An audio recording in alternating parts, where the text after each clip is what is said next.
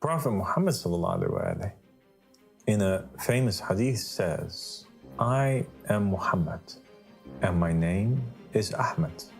I am Muhammad and my name is Abdullah.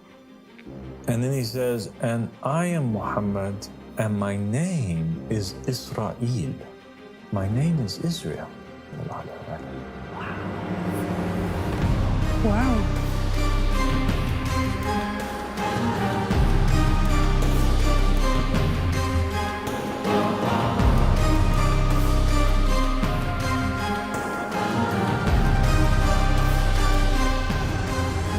Thank you so much for joining me again, Tiffany. Thank you so much for having me here.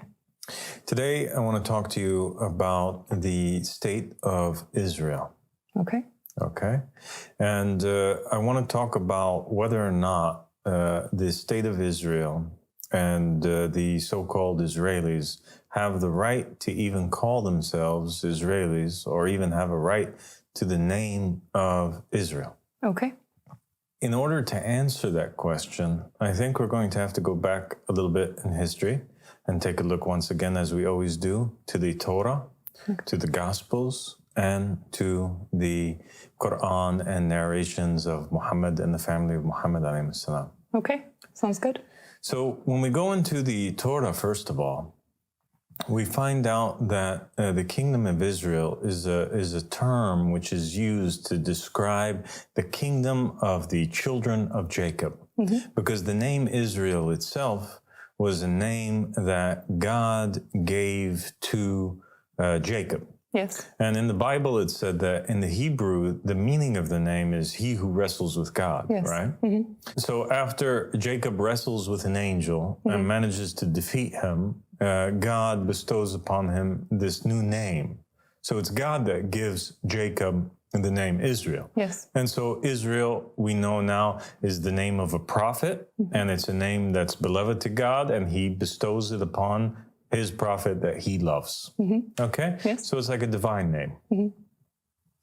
And so the Bani Israel are called that because they are the children of Israel. Yes. And the tribes of Israel are called that because they are the sons of Jacob or the sons of Israel. Yes. Now, Jacob has 12 sons, okay?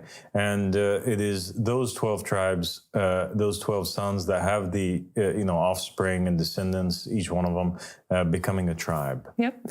And so they multiply, they become many. And then in the time of David and Saul, there's this kingdom that's established.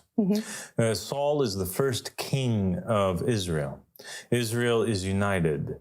Now, all of the 12 tribes of Israel, all of the children of Jacob are being ruled by the same king, and that's Saul.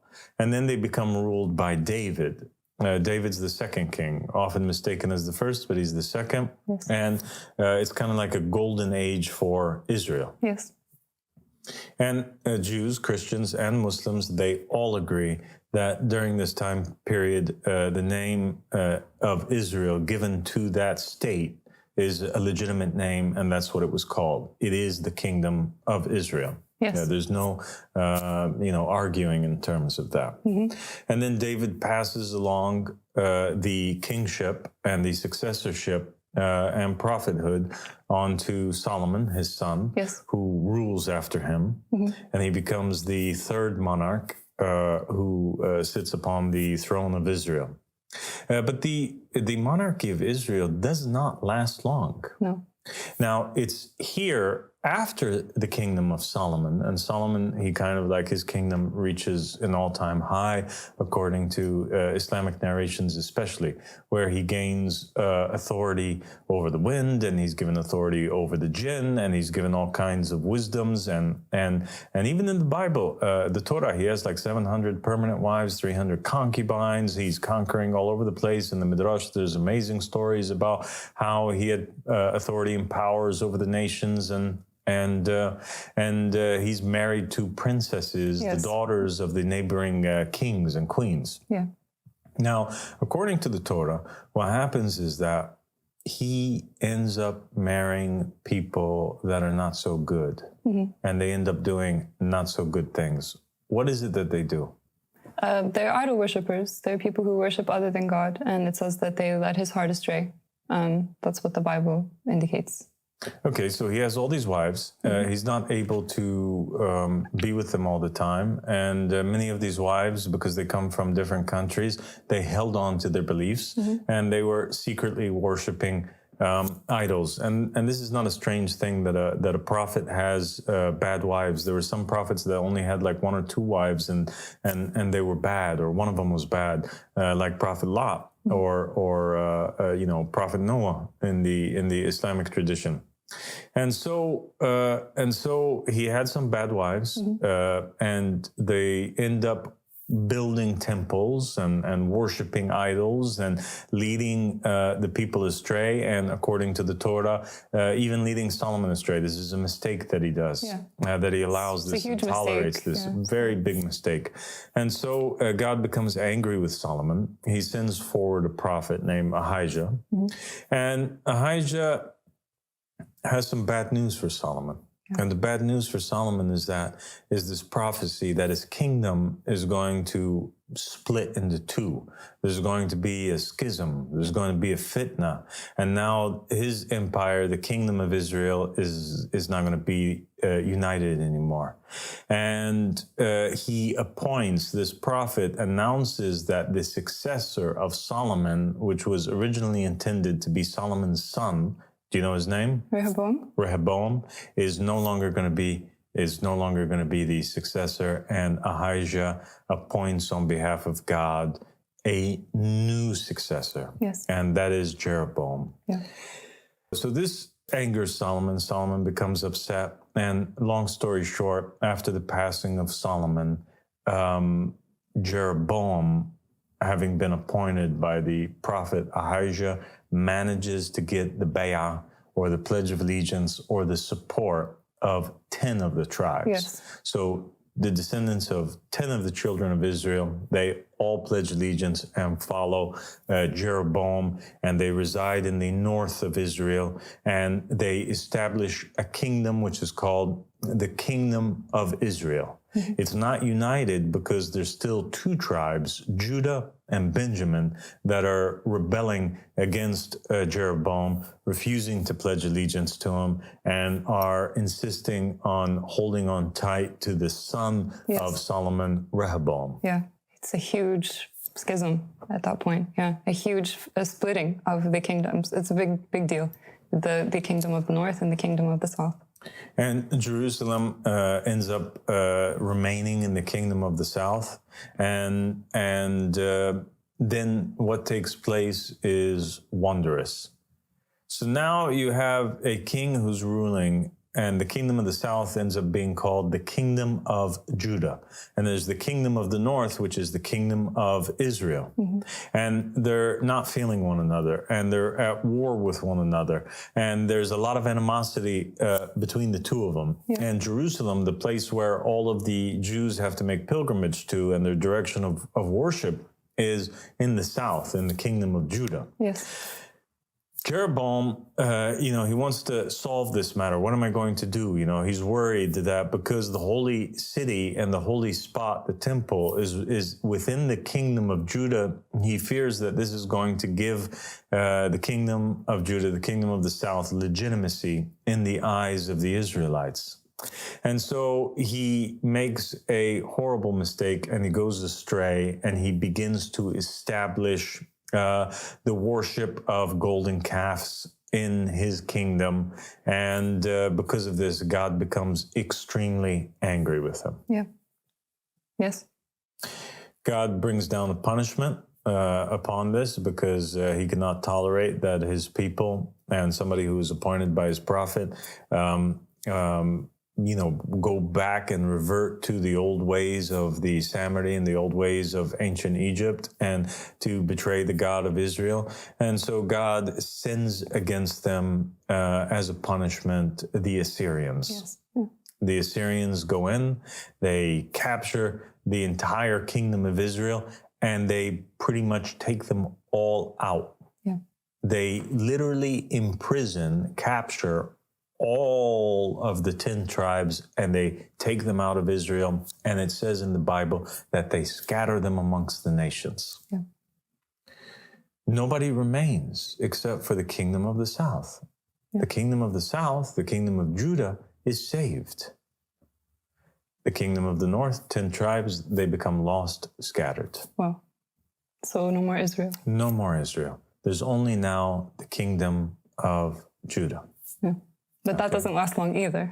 That doesn't last long either. Why don't you tell us what happens? Oh, just this is the famous Babylonian captivity. Not long after Nebuchadnezzar comes in, takes them out, and both kingdoms are no more.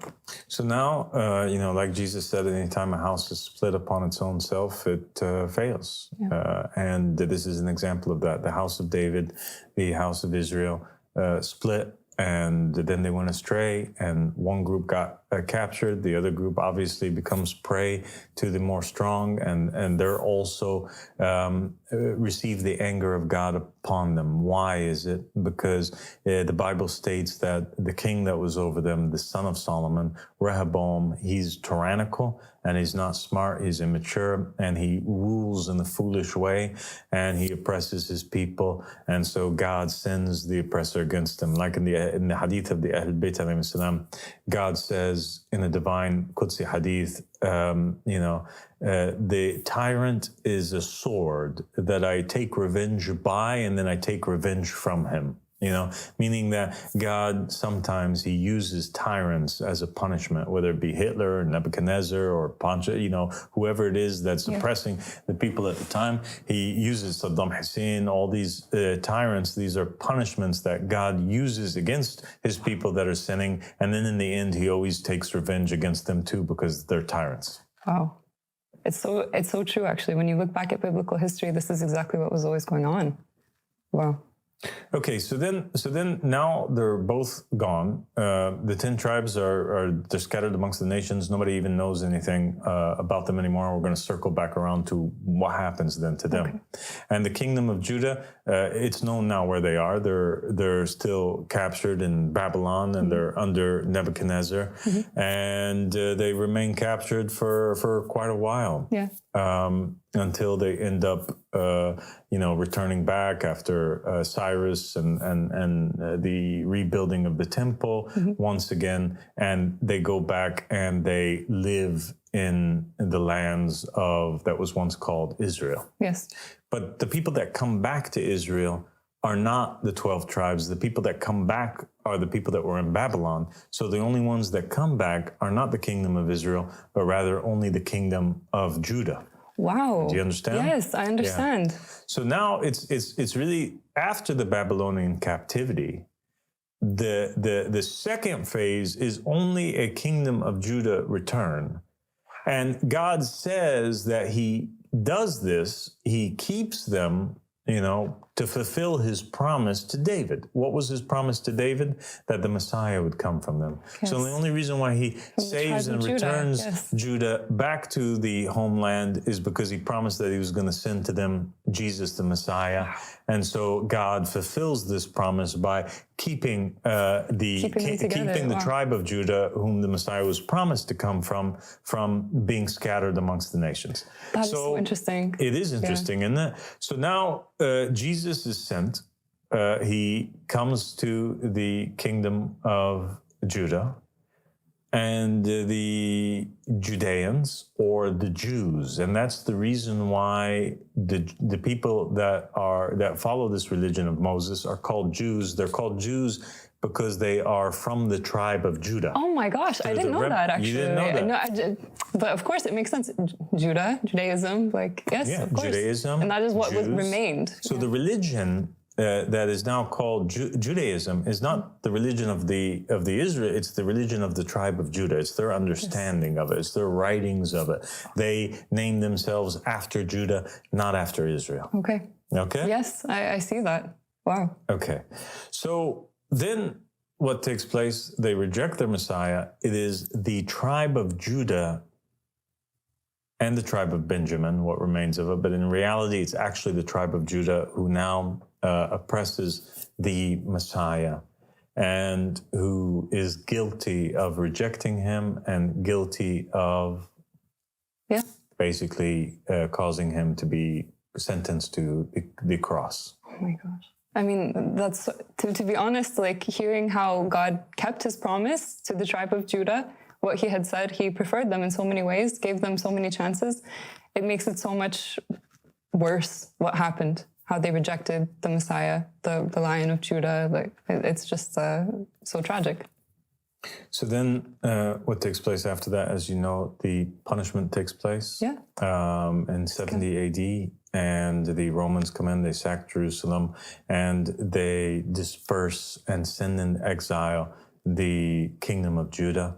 And now many of the Jews from the tribe of Judah, they become scattered amongst the nations. The tribe of Benjamin becomes scattered amongst the nations. And obviously the other 10 tribes are already scattered. And so what takes place then?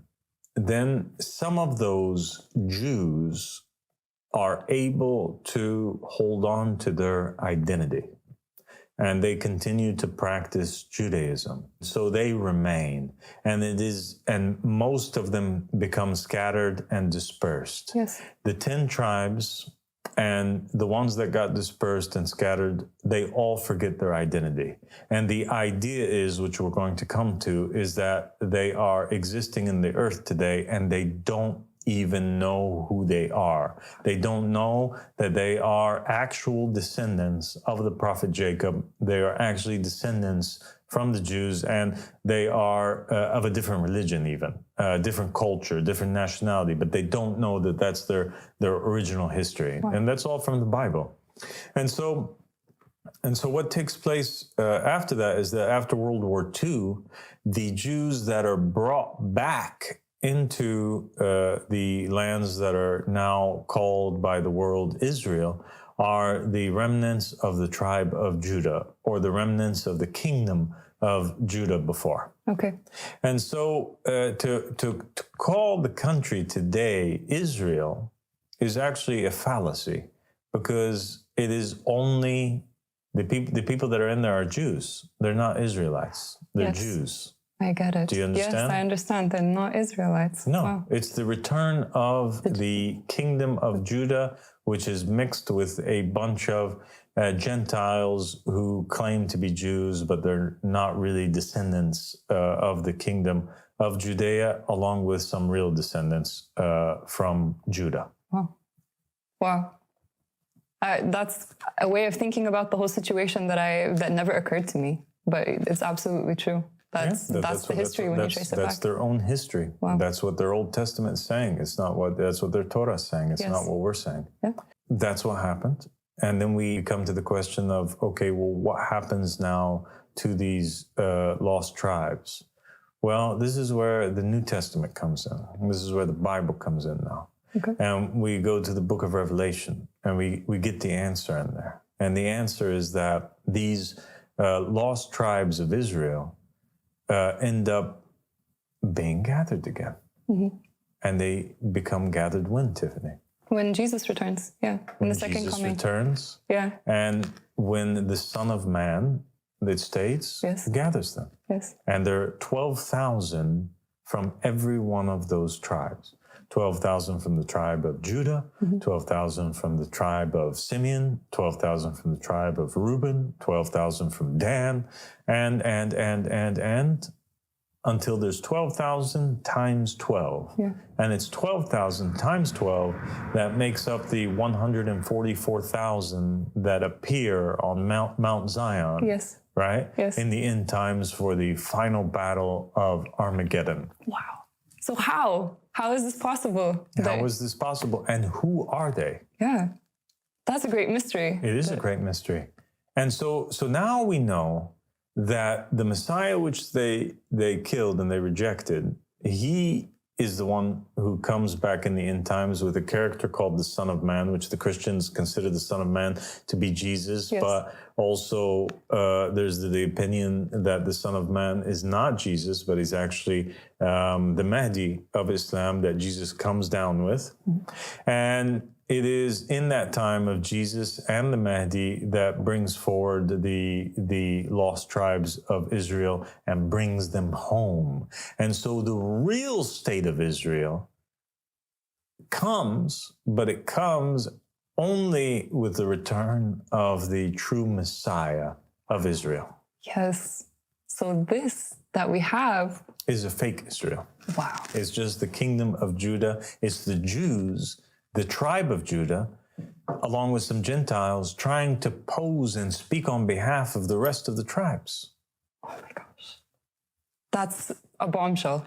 That really this whole discussion is a bombshell, because it's a completely different way of thinking about of the state of Israel that we have today and what is really supposed to take place. There's all these prophecies in the Old Testament talking about prophesizing that there will be a return, like a gathering of the scattered tribes. And then this is mentioned, as you said, again in Revelation. This is the fulfillment. Yeah. And they claim that what has happened in the building of the state of Israel is this gathering, but it's clear from the evidence that that is not the case. Yeah, and you have this country now with this prime minister and this government that's committing all these acts and doing all these things and launching wars and saying that they speak on behalf of all Israelis and that they are Israel.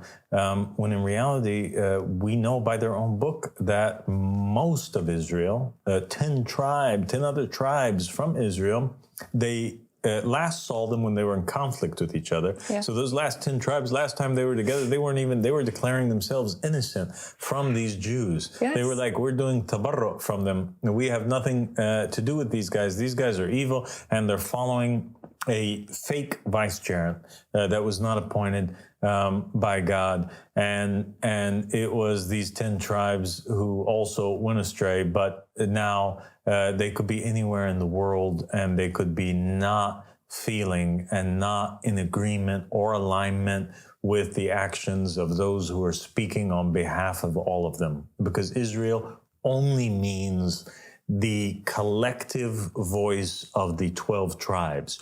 Without the 12 tribes, there is no Israel. For Israel to exist, it has to be the 12. It has to. It has to. So we have a stolen kingdom. A stolen kingdom. Wow. And that is the kingdom of Judah. Wow. Okay, so where are these tribes now? And is there any more hints or evidence behind where they could be? And I think that the answer comes, now we talked about Judaism, we talked about Christianity. Let's look at Islam. Maybe it has the key. Okay, let's do it. Maybe that's where it's at. Okay.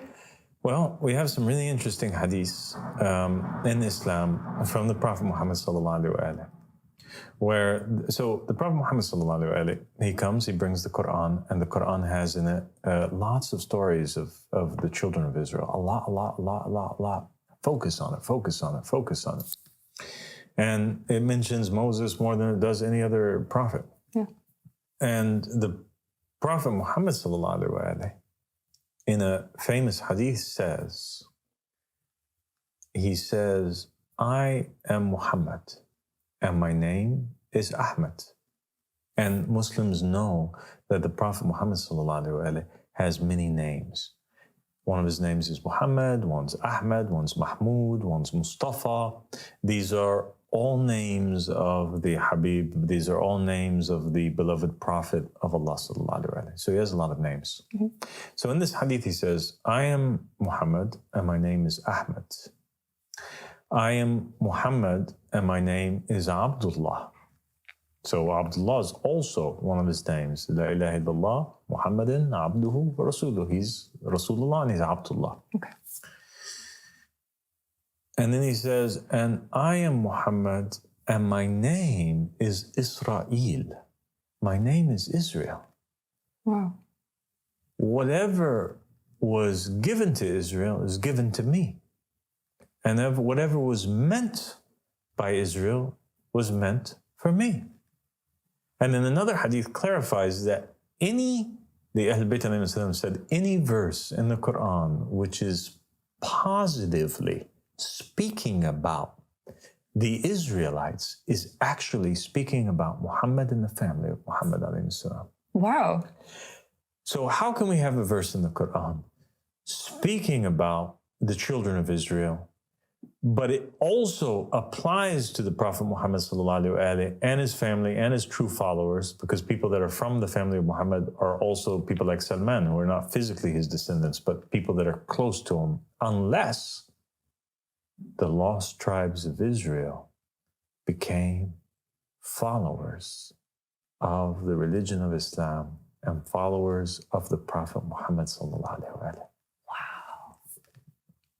Wow. And so here we get the secret.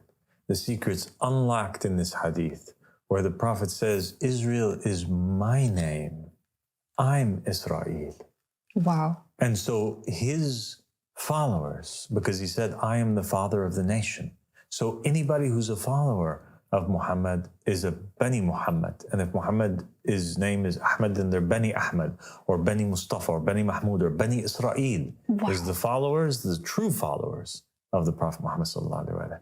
And so we find out that the 10 tribes that made up the kingdom of Israel, they became scattered, and they went past the Euphrates into Iraq and into these different countries that now became Muslim countries, and they ended up following Muhammad and the family of Muhammad. And so he has followers that are Muslim. These tribes now are Muslim tribes that recognize the Prophet Muhammad sallallahu alaihi wasallam. They're still scattered. It doesn't mean that like all of Iran or all of Iraq or all of Lebanon are members. No, but particular true believers that are amongst these people. But they recognize Muhammad. These are where the 10 tribes are. And it is the Mahdi alayhi salam who will be able to distinguish them, because out of all of these Muslims, the ones that pledge allegiance and recognize the Mahdi and you can only recognize Jesus, the son of Mary, if you're with the Mahdi, because Jesus, according to the narrations, he appears while the people are praying with the Mahdi. So only those who pledge allegiance to the Mahdi recognize the Mahdi are going to be able to recognize Jesus. And it is those who are with Jesus and with the Mahdi who are the 144,000 or the 12 tribes of Israel.